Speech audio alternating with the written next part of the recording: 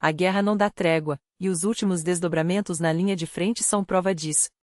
Enquanto as forças ucranianas avançam e recuperam territórios estratégicos, o cenário geopolítico esquenta com declarações contundentes, promessas de sanções e manobras que expõem as fragilidades do regime de Moscou. Você está acompanhando as informações mais quentes e exclusivas do Nesta, o noticiário que antecipa os fatos com precisão cirúrgica, sem filtros nem meias palavras. Aqui, você fica sabendo primeiro, com clareza e profundidade, tudo o que realmente importa sobre a Ucrânia, a Rússia, a Bielorrússia e os bastidores globais que movem esse conflito.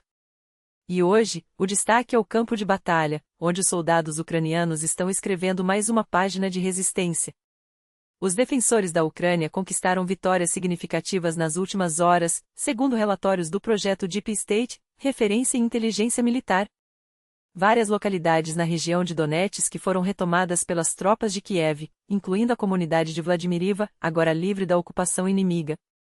Além disso, as forças ucranianas empurraram os invasores para trás nas proximidades de Razino, Zolotikolodzy e Novotoretskoy. Mas nem tudo são boas notícias. Os russos conseguiram avançar em direções específicas, como a floresta de Serebriansk, conforme aponta a mesma fonte. Em contrapartida, o Estado-Maior ucraniano confirmou o controle sobre Zarish, outra vila estratégica em Donetsk. A glória pertence à Ucrânia e esse triunfo local foi possível graças à coragem dos combatentes do 425º Batalhão de Assalto Separado à Scala, unidade que se tornou símbolo de determinação em meio ao caos. Mas a Rússia não recua sem responder. Na madrugada desta segunda-feira, 8 de setembro, Moscou lançou um ataque massivo com 142 drones de modelos Shahed e Gerbera, entre outros, contra alvos ucranianos. A defesa aérea interceptou 112 ameaças, mas 7 drones atingiram seus objetivos, além de fragmentos que causaram danos em outro local. Um dos alvos. Uma usina termoelétrica na região de Kiev, escolhida deliberadamente para aumentar o sofrimento da população civil. O objetivo é claro: deixar lares, hospitais, creches e escolas sem energia e aquecimento, numa tentativa covarde de quebrar a moral ucraniana. Enquanto isso, o balanço de vítimas do ataque de domingo a Kiev subiu. Mais um corpo foi encontrado sob os escombros, elevando o número de mortos para 3, entre eles, uma criança. A guerra não poupa nem os inocentes. E falando em covardia, Donald Trump voltou a dar declarações que acendem o debate internacional. Desta vez, o ex-presidente americano adotou um tom duro contra Moscou e insinuou que uma nova rodada de sanções está a caminho.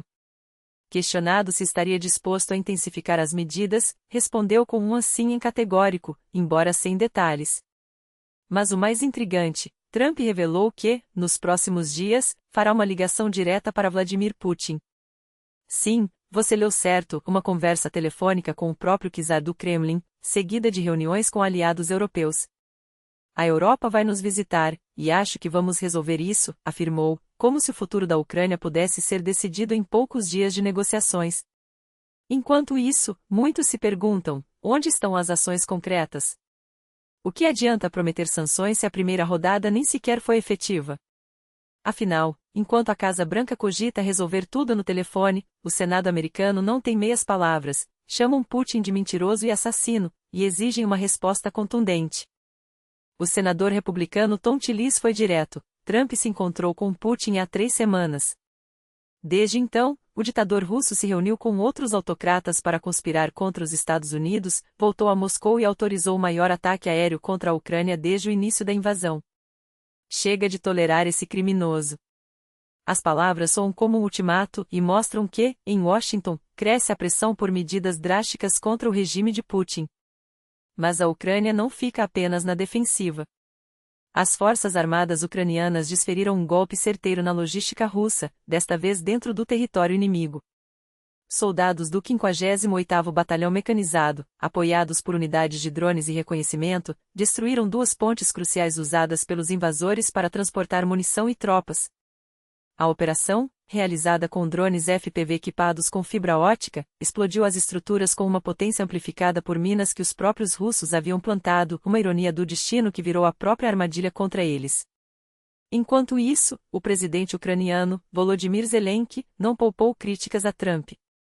Em entrevista à ABC News, deixou claro que o encontro entre o americano e Putin foi exatamente o que o Kremlin queria.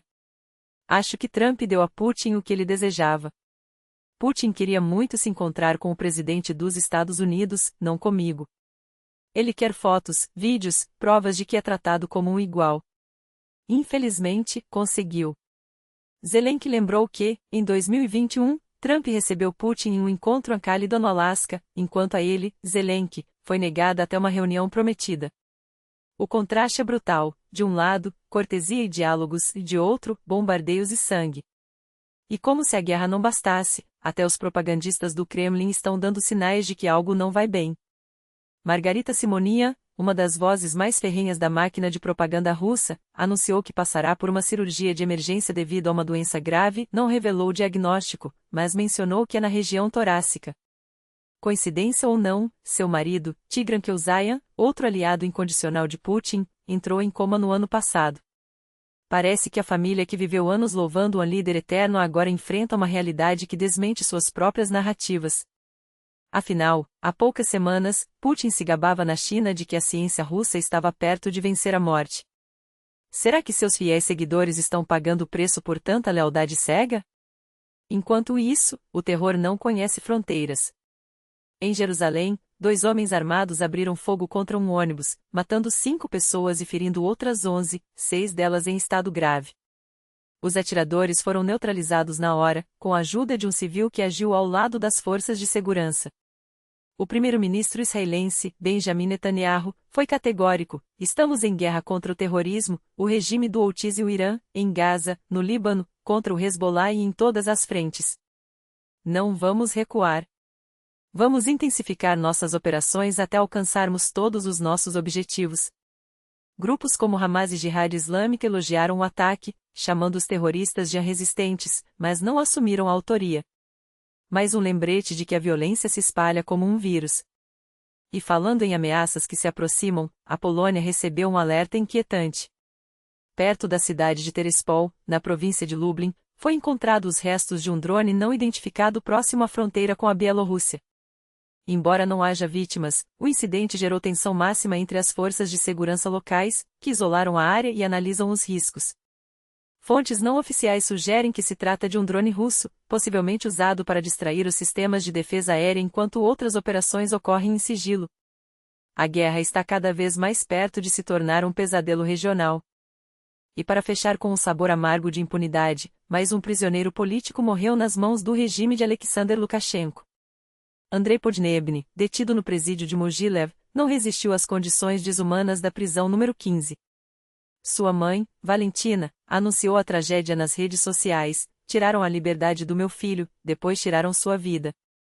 Minhas netas ficaram sem pai. A única consolação é que agora ninguém poderá machucá-lo mais. Enquanto Lukashenko segue sendo cortejado por líderes ocidentais em busca de diplomacia, seus cárceres continuam a ceifar vidas. Até quando o mundo vai fechar os olhos? A guerra não espera. As decisões, ou a falta delas, têm consequências reais. E enquanto uns negociam, outros morrem. Fique atento, amanhã pode ser tarde demais. A justiça divina não falha, e nenhum crime ficará impune. Em 2022, Andrei foi condenado a 16 anos e 8 meses de prisão sob 6 acusações absurdas: destruição intencional de propriedade, ofensa a Lukashenko e a um funcionário público e, pasmem, ato terrorista. Segundo ativistas de direitos humanos, Andrei, embora tivesse nacionalidade russa, vivia na Bielorrússia desde os 6 anos de idade. Não tinha sequer 36 anos quando o regime decidiu que sua vida não valia mais nada. E esse não é um caso isolado. Nos últimos anos, mais de uma dúzia de prisioneiros políticos morreram nas mãos desse sistema. A paz é guerra, a liberdade é escravidão, e as autoridades russas, herdeiras da distopia orwelliana, insistem em reinventar a mentira com uma audácia que até mesmo o próprio Orwell teria dificuldade para imaginar. Mas o ministro das Relações Exteriores da Rússia, Sergei Lavrov, superou a si mesmo. Se antes ele insistia na farsa de que a Rússia não atacou a Ucrânia, agora inventou uma nova narrativa: são os ocidentais que estão construindo a muros de Berlim ao nosso redor, separando-nos de nosso espaço euroasiático, ou seja, da antiga União Soviética. Uma ironia cruel, Lavrov, pois todos sabemos muito bem quem ergueu o muro de Berlim foi justamente o regime soviético, com a ajuda da Alemanha Oriental. Será que, em meio a tantas mentiras, ele está tentando dizer algo entre linhas? Que Putin está exausto, esquecendo fatos básicos, e que já passou da hora de se aposentar? O que vocês acham? Deixem nos comentários. Obrigado por acompanhar até aqui. Sua atenção é o que nos mantém firmes. Não se esqueçam, curtam, compartilhem e comentem. Quanto mais formos, mais forte será nossa voz. Por hoje é só. Boa noite.